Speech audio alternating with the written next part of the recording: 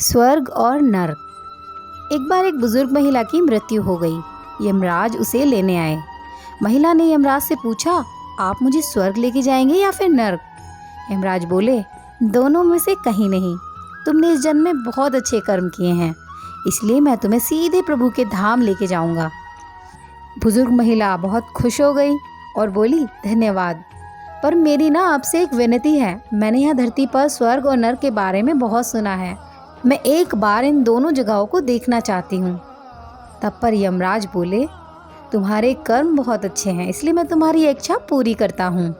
चलो हम स्वर्ग और नर्क के रास्ते से होते हुए प्रभु के धाम चलेंगे। दोनों चल पड़े। सबसे पहले नर्क आया। नर्क में बुजुर्ग महिला ने ज़ोर ज़ोर से लोगों के रोने की आवाज़ें सुनी। नर्क में सभी लोग दुबले पतले बीमार से दिखाई दे रहे थे। महिला ने एक आदमी से पूछा, यहाँ आप सब लोग ऐसी हालत में क्यों हैं? आदमी बोला, तो और कैसी हालत में होंगे? मरने के बाद जब से हम यहाँ आए हैं, हमने एक दिन भी खाना नहीं खाया। भूख से हमारी आत्माएं तड़प रही हैं। बुजुर्ग महिला की नज़र एक विशाल पतीले पर पड़ी, जो कि लोगों के कद से करीब 300 फुट ऊंचा होगा। उस पतीले के ऊपर एक विशाल चमचा लटका हुआ था। उस पतीले में से बहुत ही शानदार खुशबू आ रही थी। बुजुर्ग महिला ने उस आदमी से पूछा, इस पतीले में क्या है?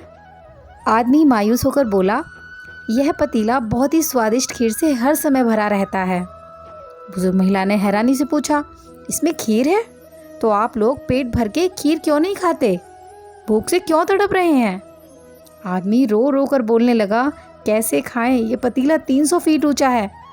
हम में से कोई भी उस पतीले तक नहीं पहुंच पाता। बुजुर्ग महिला को उन पर तरस आ गया। सोचने लगी, बेचारे खीर का पतीला होते हुए भी भूख से बेहाल हैं। शायद ईश्वर ने इन्हें यही दंड दिया होगा। यमराज बुजुर्ग महिला से बोले, चलो हमें देर हो रही है। दोनों चल पड़े। कुछ दूर चलने पर स्वर्ग आया। वहाँ पर बुजुर्ग महिला को सबके हंसने की, खिलखिलाने की आवाज़ें सुनाई दी। सब लोग बहुत खुश दिखाई दे रहे थे। उनको खुश देखकर बुजुर्ग महिला भी बहुत खुश हो गई। पर वहाँ स्वर्ग में भी बुजुर्ग महिला की नज़र वैसे ही 300 फुट ऊंचे पतीले पर पड़ी जैसा नर्क में था। उसके ऊपर भी वैसा ही बड़ा सा चमचा लटका हुआ था। तब बुजुर्ग महिला ने वहाँ के लोगों से पूछा, इस पतीले में क्या है? स्वर्ग के लोग बोले, इसमें बहुत ही स्वादिष्ट खीर है। बुजुर्ग महिला हैरान हो गई। उनसे बोली, पर यह पतीला तो 300 फुट ऊंचा है। आप लोग तो इस तक पहुँच ही नहीं पाते होंगे। उस हिसाब से तो आप सब लोगों को खाना मिलता ही नहीं होगा। आप लोग भूख से बेहाल होंगे। पर मुझे तो आप सब इतने खुश लग रहे हो, ऐसा कैसे? लोग बोले, हम तो सभी लोग इस पतीले से पेट भर के खीर खाते हैं। महिला बोली, पर कैसे? पतीला तो बहुत ऊंचा है। लोग बोले, यहाँ पर कितने सारे पेड़ हैं। ईश्वर ने ये पेड़, नदी, झरने हम मनुष्य के उपयोग के लिए ही तो बनाए हैं। हमने इन पेड़ों की लकड़ियाँ ली, उनको काटा और फिर लकड़ियों से उनके टुकड़ों को जोड़ जोड़ कर हमने एक विशाल सीढ़ी का निर्माण किया। उस लकड़ी की सीढ़ी के सहारे हम लोग पतीले तक पहुँचते हैं और सब लोग मिलकर खीर का आनंद लेते हैं। बुजुर्ग महिला यमराज की तरफ देखने लगी। यमराज मुस्कुराए और बोले, ईश्वर ने स्वर्ग और नर्क मनुष्यों के हाथों में ही सौंप रखा है। चाहे तो इसे आप नर्क बना लें, चाहे तो आप इसे स्वर्ग बना लें। ईश्वर ने सबको एक समान हालातों में डाला है। उसके लिए उसके बच्चे सब एक समान हैं। वो किसी में भी भेदभाव नहीं करते। वहाँ नर्क में भी पेड़ पौधे सब थे, पर वो लोग ही आलसी खुद हैं। उन्हें खीर हाथ में चाहिए, वो कुछ काम ही नहीं करना चाहते।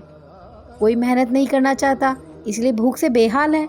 यही तो ईश्वर की बनाई इस दुनिया का नियम है। जो कर्म करेगा, मेहनत करेगा, उसी को मीठा फल खाने को मिलेगा। अर्थात स्वर्ग और नर्क आपके हाथ में ही है। मेहनत करें, अच्छे कर्म करें और अपने जीवन को स्वर्ग बनाएं। दोस्तों, ये कहानी आपको अच्छी लगी हो, छोटी सी कहानी थी। अगर आपको पसंद आई हो तो लाइक, शेयर, सब्सक्राइब प्लीज़ कीजिएगा। मिलते हैं एक और नई कहानी के साथ। तब तक के लिए अलविदा।